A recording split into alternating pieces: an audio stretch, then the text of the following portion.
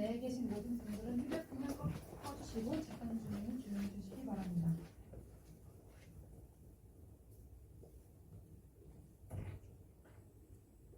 모두 일어서 주십시오.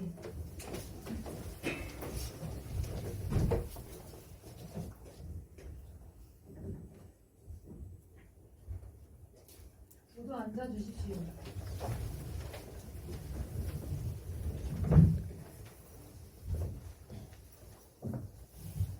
안녕하십니까. 지금부터 강원지방법원 제1민사도 재판을 시작하겠습니다. 2024 가합 1119 손해배상 사건의 원고 박준성 씨와 피고 나건희 씨 나오셨습니까? 원고 박준성 나왔습니다. 피고 나건희 출석하였습니다. 원고의 소송 대리인은 어느 분이 나오셨습니까? 원고 소송 대리인 주예슬 변호사 출석하였습니다. 원고 소송 대리인 서정빈 변호사 출석하였습니다. 피고 소송 대리인은 어느 분이 나오셨습니까? 피고 소송 대리인 장재혁 변호사 출석하였습니다. 피고 소송 대리인 최인규 변호사 출석하였습니다. 피고 소송 대리인 김혜리 변호사 출석하였습니다. 원고는 피고에 대하여 어떤 청구를 하고 있고 왜 그런 청구를 하는지 말씀해 주십시오. 원고는 피고에게 반려견 보배의 치료비 300만 원과 위약금 300만 원, 사고로 인한 정신적 충격에 대한 정신과 상담 비용에 대한 위자료 400만 원, 총 1000만 원을 청구합니다. 원고는 2024년 6월 20일 반려견 보배의 목줄을 제대로 착용한 채로 공원에서 산책 중이었습니다. 반려견 보배의 배설물을 원고가 치우던 중 주차장에 주차되어 있던 피고의 차량이 주차장에서 출발하는 과정에서 보배가 차를 향해 갑작스럽게 달려갔습니다. 피고는 출발 전 주위를 충분히 확인하지 않았으며 이로 인해 보배를 피하려고 핸들을 꺾었지만 반려견 보배는 중상을 입었습니다. 피고가 주위를 확인하고 핸들을 꺾는 대신 보배를 피하기 위해 더욱 신속히 대처했다면 사고는 발생하지 않았을 것입니다. 그러므로 피고는 원고에게 총 1000만 원을 보상해야 합니다. 피고는 원고에 대해 답변하십시오. 피고가 2024년 6월 20일 오전 10시경 피고의 차량이 주차된 공원 주차장에서 차량을 운전하던 중 예상치 못하게 튀어나온 원고의 반려견인 보배와 접촉사고가 일어나 원고의 반려견이 오른쪽 뒷다리를 다치게 한 사실은 인정합니다. 하지만 통상적으로 차가 빈번하게 움직이는 도시라는 주차장의 공간적 특성을 고려하여 반려견의 목줄을 짧게 잡거나 혹은 소형견인 반려견을 안고서 이후 행동을 진행하였다면 사고는 발생하지 않았을 것입니다.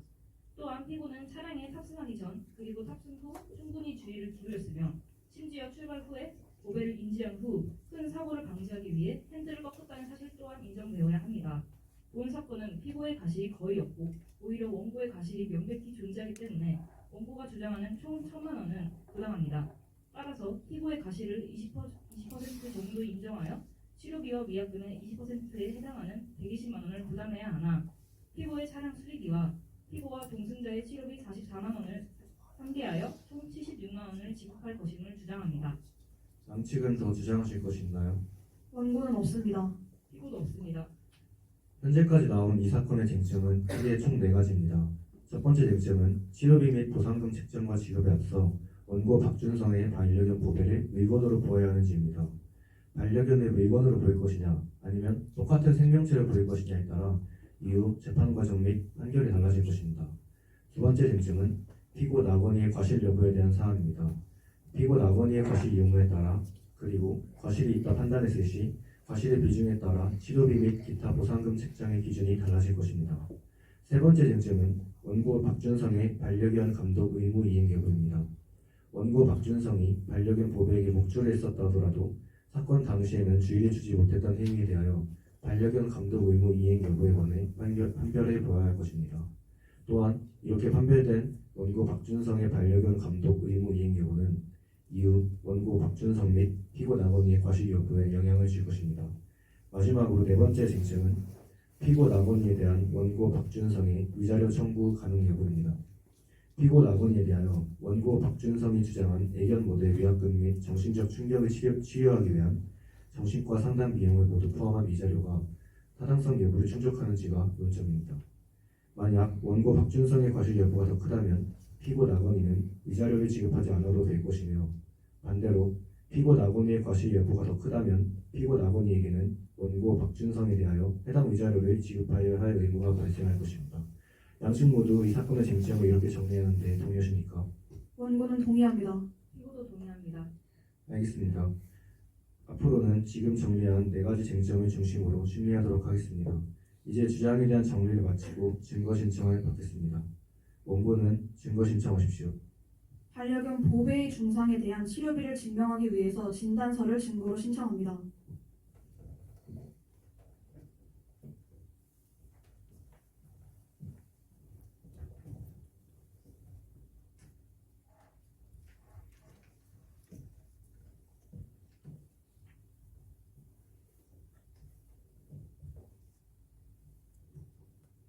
또한 과잉 진료를 하지 않았음을 증명하기 위하여 치료를 받았던 동물병원 의사 마혜연과 원고 박준성을 증인으로 신청합니다.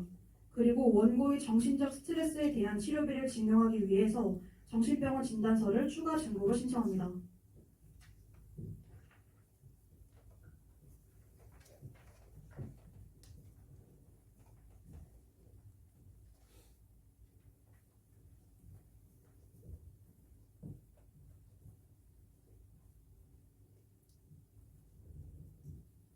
또한 과잉 진료를 하지 않았으며 원고의 극심한 스트레스를 증명해줄 치료를 담당하였던 정신과 의사 신규민을 증인으로 신청합니다.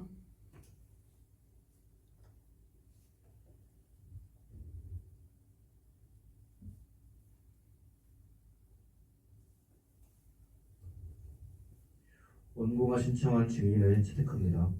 피고도 증거 신청하십시오. 피고와 동승자의 피해 사실을 증명하기 위하여 진단서와 자동차 점검 정비 내역서를 증거로 신청합니다.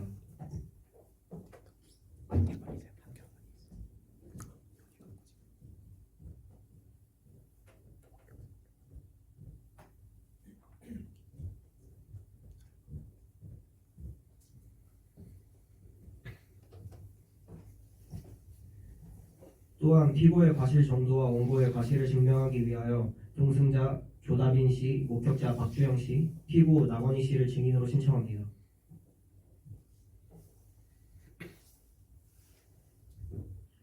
피고가 신청한 증인도 채택합니다.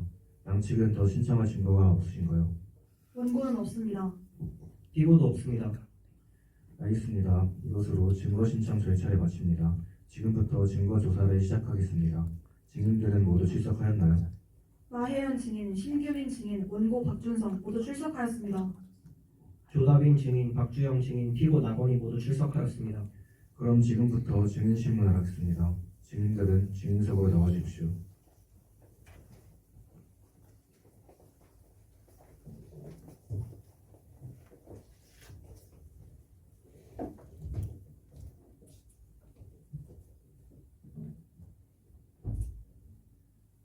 증인들의 신분증을 제출해 주십시오.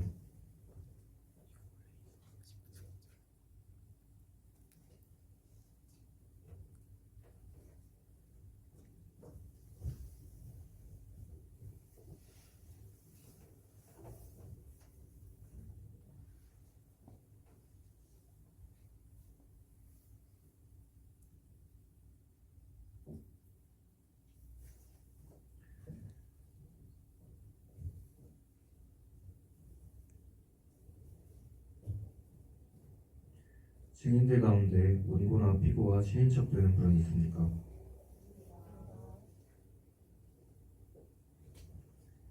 증인들은 기억에 따라 진실만을 말해주십시오. 만일 선서한 다음 증언을 하면서 거짓말을 하면 위증죄로 처벌받을 수 있습니다. 잘 아시겠습니까? 이제 선서를 하겠습니다. 증인들은 오른손을 드시고 선서서는 마이은 증인이 대표로 낭독해 주십시오. 선서 양심에 따라 숨기거나 보태지 아니하고 사실 그대로 말하며 만일 거짓말을 하면 위증의 벌을 받기로 맹세합니다. 증인 대표 마혜연. 원고가 신청한 마이은 증인과 신규민 증인을 먼저 신문하고 그 다음에 피고가 신청한 박주영 증인, 조다빈 증인, 그리고 원고, 피고를 신문하겠습니다. 마이은 증인은 증인석에 앉으시고 나머지 증인은 잠시 법정 밖에서 대기해 주시기 바랍니다. 원고, 피고는 원래 자리에 앉아주세요.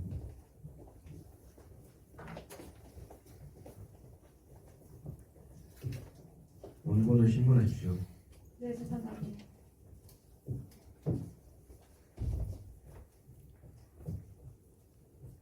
증인은 2024년 6월 20일 오전 11시 30분에 원고의 반려견 보배가 중상을 입고 치료를 받았던 병원의 수의사가 맞습니까? 네, 맞습니다. 평소 원고와의 친분이 있었습니까? 아니요, 없습니다. 반려견 보배의 사고 직후 상태가 어땠습니까? 보배의 상태는 안 좋았습니다. 오른쪽 뒷다리 골절이 의심되는 상태였습니다. 보통 그런 사고를 당한 후 진료비와 치료비에 대한 금액은 어떻게 측정되나요? 가장 먼저 골절 여부를 알기 위해 엑스레이를 촬영한 뒤 골절인 게 확인이 되면 이에 대해 수술과 치료를 진행합니다. 보배의 경우에는 하루 입원했기 때문에 총 300만 원이 나왔습니다. 증인은 보배에게 과잉 진료했다고 생각하십니까? 절대로 아닙니다. 사고로 인한 부상에 대해서만 진료와 치료를 진행했고 과잉 진료하지 않았습니다. 이상입니다. 피고는 반대 신문하십시오. 네, 재판장님.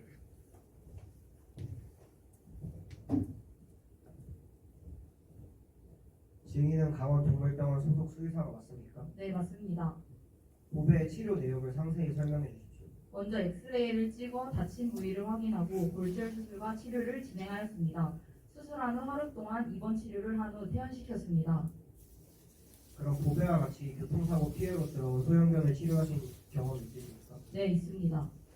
일반적으로 소형견이 교통사고를 당했을 때 그 피해 정도가 정말 심할 땐 어느 정도까지인지 사례로 설명해 주시겠습니까? 소형견의 피해 정도는 경미한 부상부터 치명적인 부상까지 다양합니다. 중상의 경우 골절, 인대 손상 등이 있습니다. 골절일 경우 수술을 통해 뼈를 고정하고 몇 주에서 몇 달간의 회복 기간이 필요합니다. 만약 치명적인 부상일 경우 뇌출혈, 장기 손상 등으로 응급 조치가 이루어지지 않으면 사망에 이를 수 있습니다. 그렇다면 반대로 소형견이 교통사고를 당했을 때 경미한 피해라고 볼 수 있는 사례도 설명해 주시겠습니까? 경미한 부상일 경우 가벼운 찰과상, 타박상, 근육통을 유발하며 단기간 치료로 회복할 수 있습니다. 이상입니다. 원고는 더 신문할 것이 있으신가요? 없습니다. 이상으로 마이어 증인에 대한 신문을 마치겠습니다. 증인 수고하셨습니다.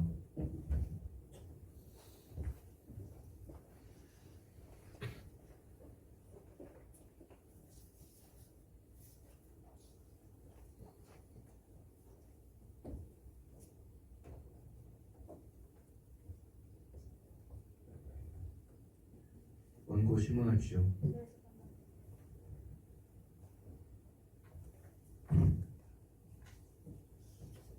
반려견 보배가 중상을 입고 원고가 극심한 스트레스를 받아 찾아갔던 병원의 정신과 의사가 맞습니까? 네, 맞습니다. 평소 원고와의 친분이 있었습니까? 없습니다. 교통사고 이전부터 원고는 정신과에서 진료를 받은 기록이 있습니까? 없습니다. 원고가 정신과에 왔을 때 원고의 정신적 스트레스는 어느 정도였나요? 원고는 2024년 6월 20일 자신의 반려견 보배가 사고를 당한 이유로 심각한 정신적 스트레스를 호소하며 병원에 내원하였습니다. 사고 이후 환자는 반려동물의 부상으로 인한 수면의 어려움을 겪고 있으며 특히 사고의 장면이 반복적으로 떠오르는 악몽과 지속적인 불안을 경험하고 있습니다. 또한 환자는 일상생활에 대한 의욕저하 및 반려동물과의 외출에 대한 두려움이 나타나며 이는 전반적인 정서적 상태에 부정적인 영향을 미치고 있습니다. 원고의 상태에 대해서 어떤 진단이 나옵니까?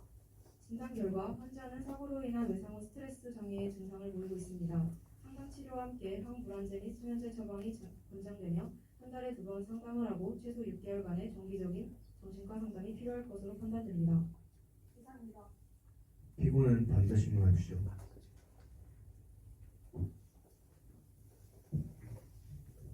네, 재판장님.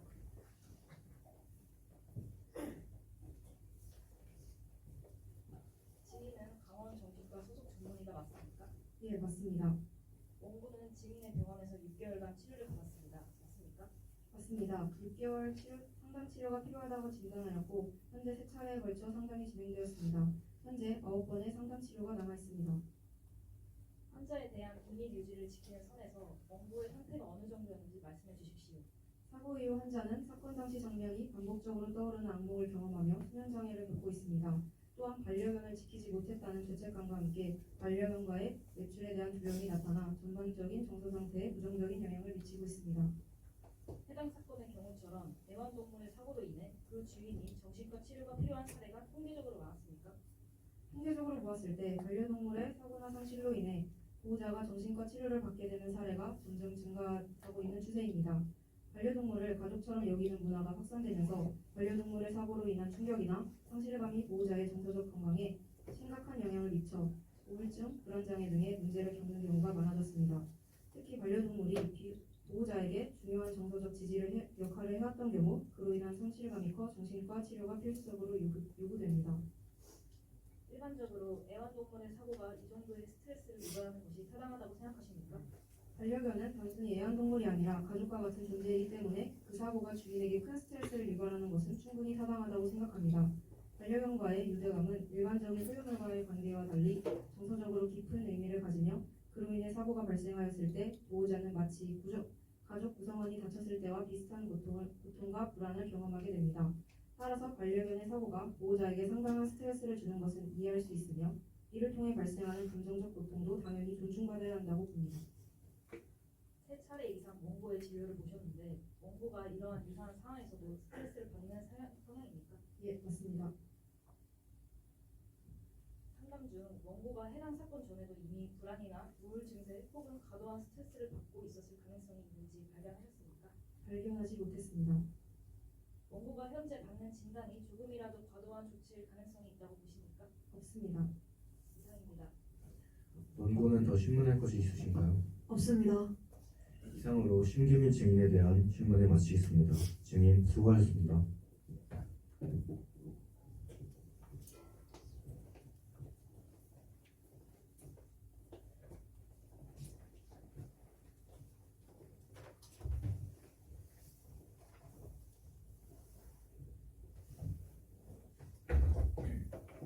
피고 신문하십시오. 네, 대표님.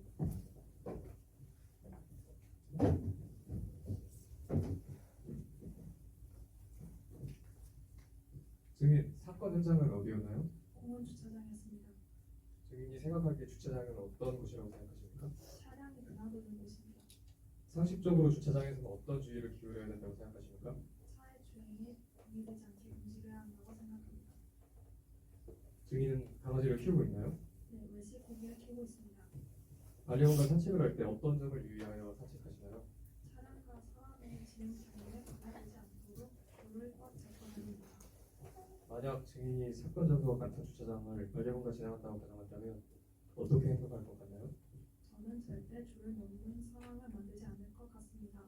줄을 짧게 잡고 강아지를 자주 쳐다보며 가거나 너무 위험한 시에는 안고 이동할 것 같습니다. 이상입니다. 원고 반대 신문하십시오. 네.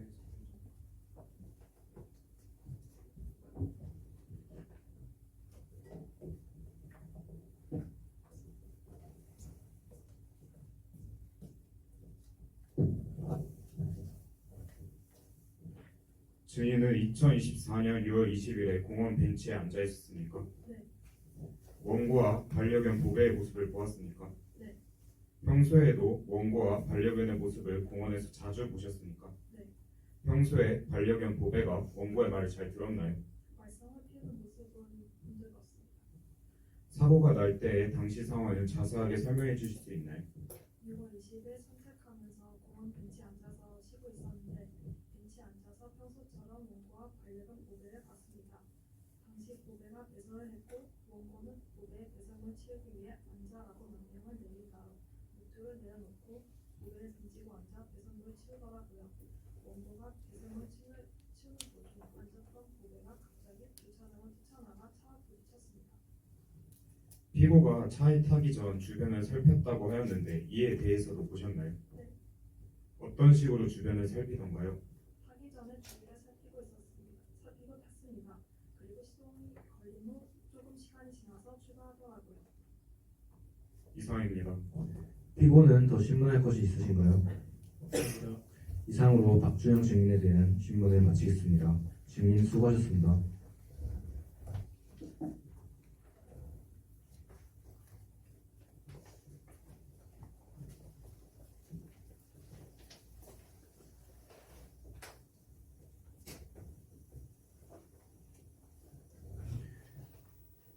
피고는 신문하십시오.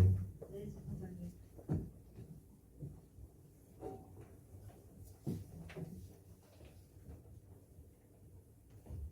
피고와는 무슨 사이이십니까? 연인 관계입니다. 피고는 평소에 어떤 성격이었습니까? 굉장히 꼼꼼하고 조심성이 많은 성격입니다. 네, 우리 건희는 연대장 운전병 출신이라는 자부심을 갖고 항상 안전운전을 해왔습니다. 저는 건희가 운전하는 차에 탑승만 하면 잠이 들었습니다. 차에 시동을 걸었을 때 차 안에서 노래를 틀은 행위 등 주변이 산만한 상황이었습니까? 아니요, 막 시동을 걸었던 참이라서 피고는 운전에 집중하고 저는 주위를 살폈습니다. 이상입니다. 원고는 반대 신문하십시오. 네, 재판장님.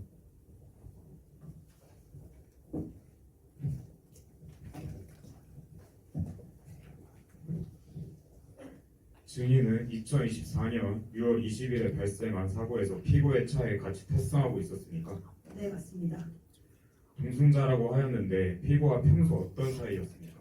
연인 관계입니다. 출발 전 주변에 강아지가 있다는 사실을 인지하였나요? 멀리 있는 강아지는 인지하지 못했습니다. 주차된 차를 뺄 때 혹시 피고에게 말을 걸거나 주의를 산만하게 하는 행위를 한 건 아닙니까? 그럴 리가요. 전혀 그렇지 않았습니다. 이상입니다. 피고는 더 신문할 것이 있으신가요? 없습니다. 이상으로 조다빈 증인에 대한 신문을 마치겠습니다. 증인 수고하셨습니다. 이제 원고 박준성 씨는 증인석에 착석해 주십시오.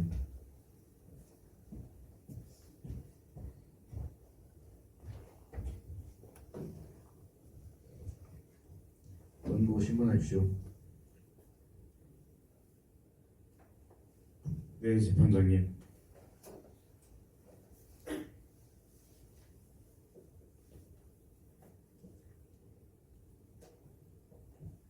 네, 반려견 보배를 키우신 지는 얼마나 되셨습니까? 정확하게 기억은 안 나지만 7년 정도 되었습니다. 제 인생의 동반자라고 생각합니다. 보배는 평소에 원고의 말을 잘 듣는 편인가요? 네, 지금까지 한 번도 제 말을 안 들은 적이 없었습니다. 평소에도 기다려, 돌아 등의 말을 잘 들었기 때문에 애견 모델로도 활동할 수 있었던 겁니다. 평소에 보배 훈련을 어떻게 진행하셨습니까? 전문적인 기관에 가서 훈련을 받았습니다. 강아지 어린이집, 유치원도 다니면서 모범상까지 수상한 이력이 있습니다. 지금까지 보배가 산책 중 혼자 뛰어나간 적이 있었나요? 없습니다. 그런 적은 처음이라 너무 당혹스럽습니다. 원고가 배설물을 치울 때 보배의 목줄을 잡고 있지는 못합니까? 보통 산책 나갈 때는 물과 배변 봉투, 물티슈를 가지고 나가야 하기 때문에 잠깐 목줄을 놓고 치워야 합니다. 그리고 평소에 한 번도 혼자 뛰쳐나가거나 말을 안 들은 적이 없기 때문에 잠시 놓고 배설물을 치웠습니다. 보통 배설물을 치울 때 어느 정도의 시간이 걸리나요? 보통 20초 정도밖에 안 걸립니다. 보배의 증상 이후 원고는 어떤 감정을 느끼셨습니까? 보배는 저에게 단순한 반려동물이 아닌 가족과 같은 존재였습니다. 보배와 함께하는 순간 따뜻한 눈빛은 제 인생에서 가장 소중한 순간들을 만들어 주었습니다. 그러나 최근의 중상 사건은 저와 보배의 삶을 송두리째 바꿔놓았습니다. 보배가 고통받는 모습을 지켜보는 것은 저에게 큰 상처였습니다. 이상입니다. 피고 반대 신문하십시오. 네, 재판장님.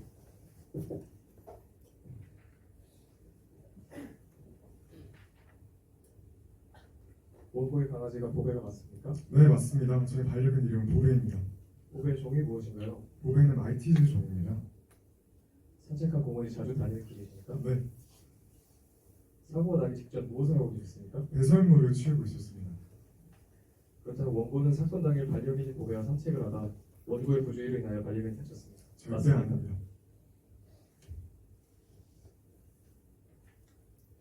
원고는 관리 책임을 다 하셨다 주장하십니까?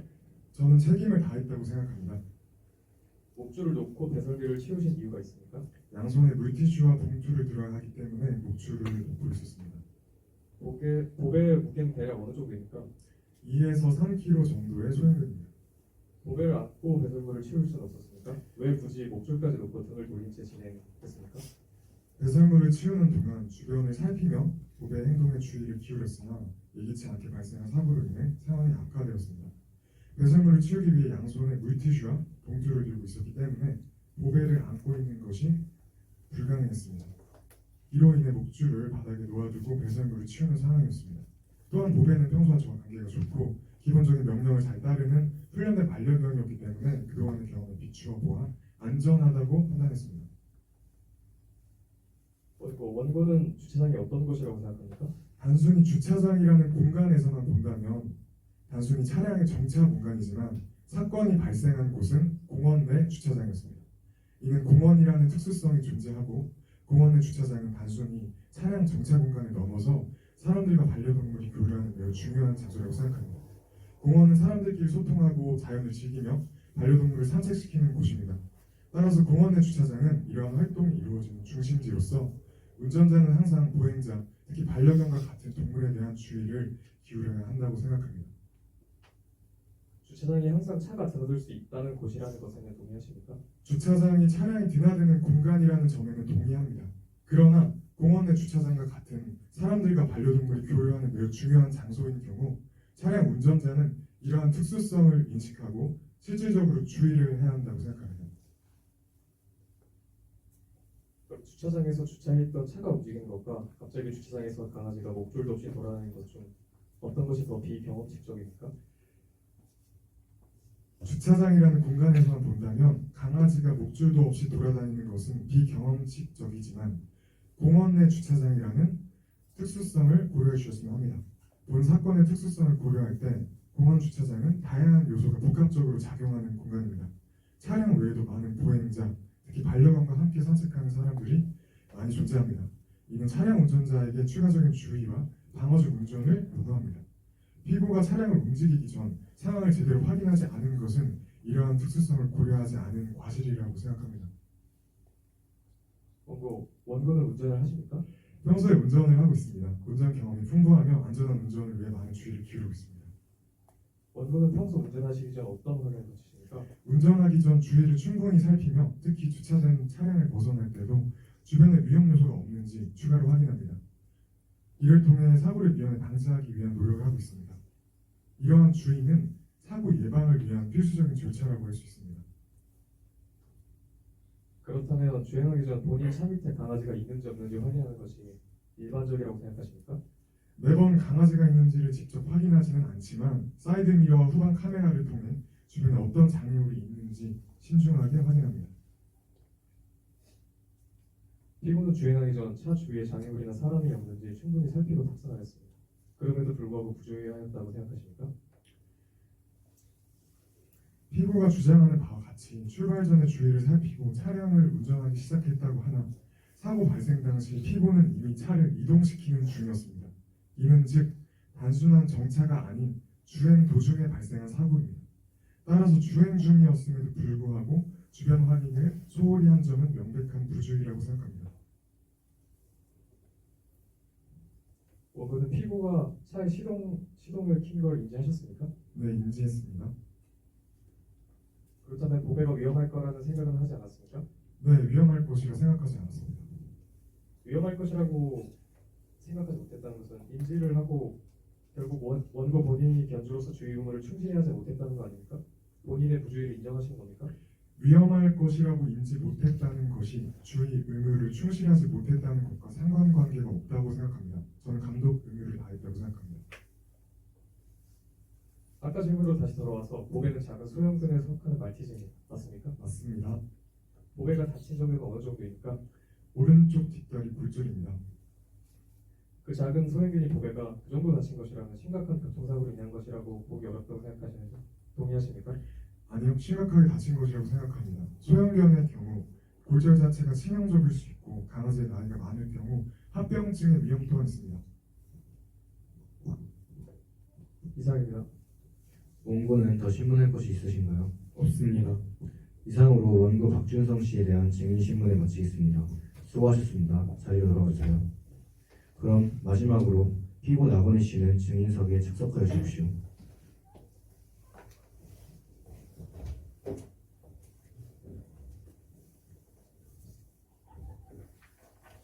피고는 신문하십시오. 네, 재판장님. 피고는 운전하신 지 얼마나 되셨나요? 6년 정도 됐습니다. 피고는 병역의 의무를 성실히 이행하셨나요? 네, 그렇습니다. 당시 보직이 무엇이었습니까? 연대장 운전병이었습니다. 연대장 운전병으로 복무하시면서 어떤 점을 가장 중요하게 여기셨나요? 연대장님의 안전과 불편하지 않는 부드러운 승차감을 중요하게 생각하며 사고가 나지 않는 것을 최우선으로 하였습니다. 운전을 굉장히 잘하시겠네요. 주위분들께 그런 얘기 잘 들었습니다. 사건 당일 피고의 컨디션은 어떠셨나요? 네, 전날 운전하지 않았고요. 8시간 정도 지친 후 매우 기억나는 상태였습니다. 차량 운전하기에는 더할 나위 없이 좋은 상태셨겠네요. 그렇다고 볼 수 있습니다. 사건 당일 운전한 차량은 피고가 자주 탑승하던 차였나요? 전역 후 구매한 지 3년 정도 된 차량입니다. 3년을 거의 차량 탑승 전 행하는 루틴 같은 것이 있나요? 주위에 장애물이 있는지 살피고 탑승 후에도 사이드 미러와 백미러로 주변을 살핍니다. 사건 당일도 동일하게 진행하신 건가요? 네, 항상 그렇게 하고 있습니다. 사이드 미러로도 보배가 보이지 않았었나요? 네, 전혀 보이지 않았습니다. 그럼 주차장에서 차를 빼다가 강아지가 튀어나올 것이라고 예상하셨나요? 그렇게 예상하는 게 이상할 거라고 생각합니다. 피고 차량 주위 상황은 어떠했나요? 네, 양옆에 큰 차들이 주차되어 있어서 시야를 확보하기 어렵습니다. 기어를 주행해 놓고 엑셀을 밟은 후 사고가 난 것인가요? 엑셀을 밟기도 전에 발이 브레이크에 있는 상태로 기어가 주행으로 된 상태에서 접촉 사고가 난 것입니다. 언제 사고를 인지하셨나요? 무엇인가 닿는 느낌이 나자마자 그 브레이크를 밟고 나가서 직접 확인한 후에야 인지했습니다. 이상입니다. 원고는 반대 신문해 주시오. 네, 재판장님.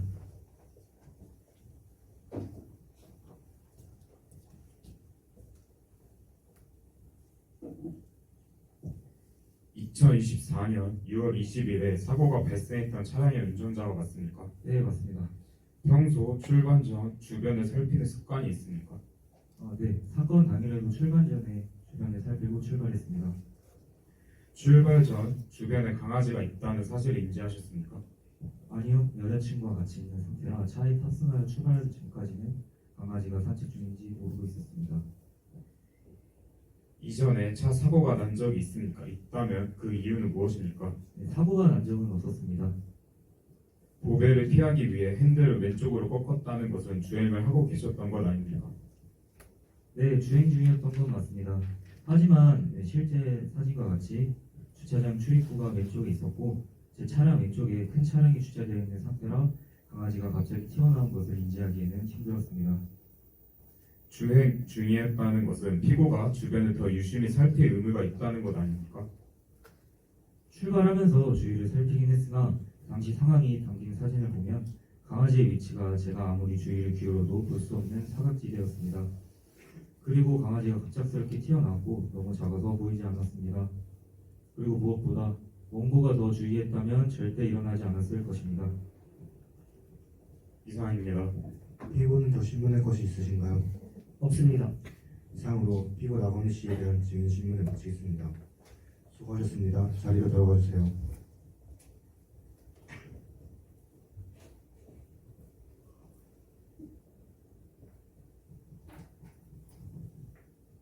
이상으로 증인 신문을 모두 마치겠습니다.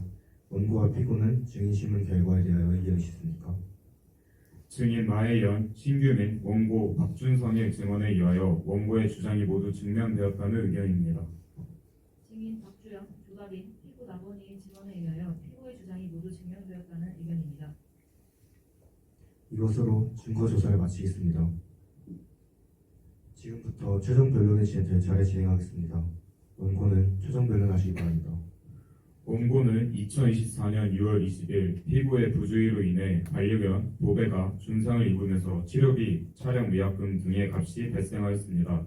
증인 마혜연의 증언에 의하면 보배의 상태는 중상에 해당했으며 엑스레이와 입원 등의 절차로 총 300만 원의 치료비가 발생하였습니다. 또한 피고가 더 주의했더라면 보배의 상태가 더 나았을 것으로 소견을 밝히면서 피고의 부주의함으로 인해 보배가 다친 것이 증명되었습니다. 또한 증인 신규민의 증언으로 인해 보배의 중상으로 원고 박준성은 극심한 스트레스를 받아 외출에 대한 두려움과 수면 장애를 앓고 있습니다. 이에 대한 치료비와 위자료 400만 원이 발생하였다고 하였습니다.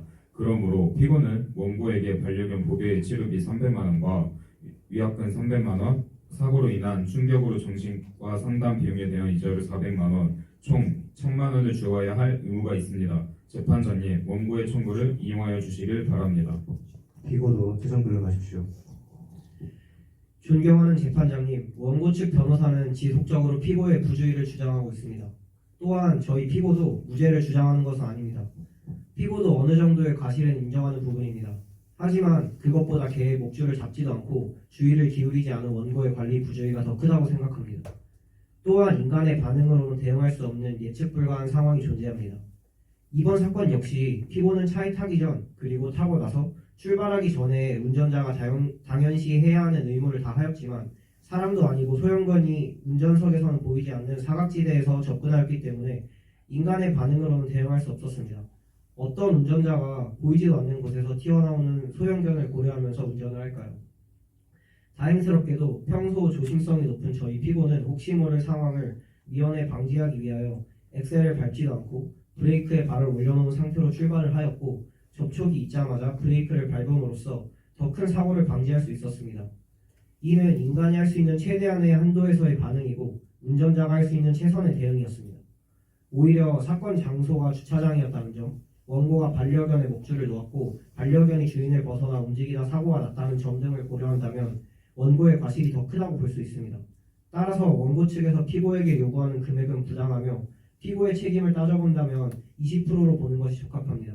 마지막으로 위자료의 경우 원고가 견주로서 주의 의무를 태만한 점, 보배가 완전히 치료된 점, 피고와 동승자의 직간접적인 피해가 존재하는 점을 고려하였을 때 지급할 필요가 없습니다. 결국 피고가 원고에게 지급해야 할 손해배상금은 치료비와 위약금의 20%이며 이 중에서 피고의 피해액을 상기하여 배상함이 적합합니다. 이상입니다. 원고와 피고는 더 주장하거나 증명하실 것이 있나요? 원고는 없습니다. 피고도 없습니다. 이상으로 강원지방법원 2024 가합 1119호 손해배상 사건의 변론을 종결하겠습니다. 재판부가 합의를 한 다음 판결을 선고하겠습니다. 합의를 위해 잠시 휴정하겠습니다.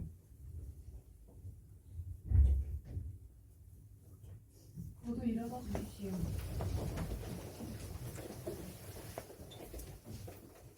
모두 앉아 주십시오.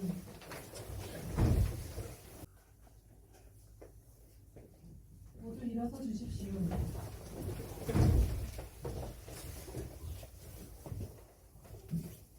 모두 앉아 주십시오.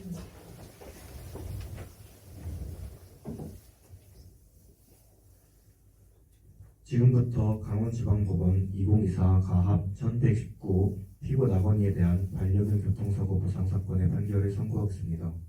피고는 자리에서 일어나주시기 바랍니다. 먼저 본격적인 판결 이유에 대한 설명에 앞서 본 재판부는 원고 박준성의 반려견 보배를 인간과 동일한 생명체로 간주했음을 알려드립니다. 해당 사실의 전제로 판결을 진행했다는 사실에 대한 양해 부탁드립니다. 그럼 이제 판결 이유를 설명드리겠습니다. 첫 번째로 본 재판부는 피고의 과실을 20%라고 책정했습니다. 피고의 차량 옆에 대형 1톤 트럭이 존재했다는 사실과 더불어 이에 가려져 있던 반려견 보배가 갑자기 나타난 상황을 불가피한 상황이었음을 인정합니다. 또한 그럼에도 불구하고 달려드는 반려견을 인지하자마자 핸들을 회전하는 등 피고가 이를 피하기 위해 노력했던 사실도 받아들입니다. 두 번째로 원고가 마땅히 견제로서 행해야 할 반려견 감독 의무에 대하여 불성실했다고 판단합니다. 원고가 반려견에 대하여 목줄을 채웠었고 해당 위치가 풀스빔을 인지하고 안전하는 명령을 내렸었다는 점에서 일견 감독 의무를 올바르게 이행했다고 바라볼 수도 있습니다. 그러나 결국 반려견의 배설물을 처리하는 과정에서는 목줄을 내려놓았었고 이후 반려견이 달려나가는 상황을 막지 못했다는 사실에 대하여 반려견 감독 의무를 이행하지 못했다고 판단합니다. 세 번째로 피고의 과실을 20% 책정한 판단에 더하여 원고의 반려견 감독 의무 불이행 또한 받아들여 피고가 원고에게 지급해야 할 반려견의 치료비를 70%라고 책정했습니다. 명백히 피고로 인해 원고의 반려견이 피해를 입은 해당 사건에 대하여 이에 대한 치료비는 피고와 원고에게 마땅히 지급해야 할 보상금입니다. 그러나 원고의 부주의로 인한 과도 없다고 할 수 없으므로 전체 치료비 총 300만 원 중 70%인 210만 원만을 지급한 것으로 판단했습니다. 마지막 네 번째로 원고가 피고에 대하여 청구한 정신과 치료비와 애견 미용 모델 위약금에 대한 위자료는 부당하다고 판단했습니다. 이와 더불어 피고의 차량 수리비 및 피고와 연인인 동승자의 치료비를 합친 금액은 44만 원은 원고가 청구한 위자료에 상기합니다. 해당 사건은 결론적으로 원고의 부주의로 인해 발생한 사건이라고 할 수 있습니다. 따라서 최종적으로 다음과 같이 선고합니다. 주문. 피고는 원고에게 반려견 보배 치료비 명목이 210만 원을 즉시 지급하라. 원고의 나머지 청구는 기각한다. 이상으로 재판을 마치겠습니다. 모두 일어서 주십시오.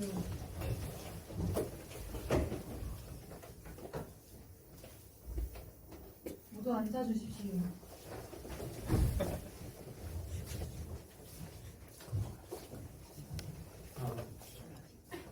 네, 이것으로 2학기 로스쿨 인사 모의 재판을 마치도록 하겠습니다. 감사합니다.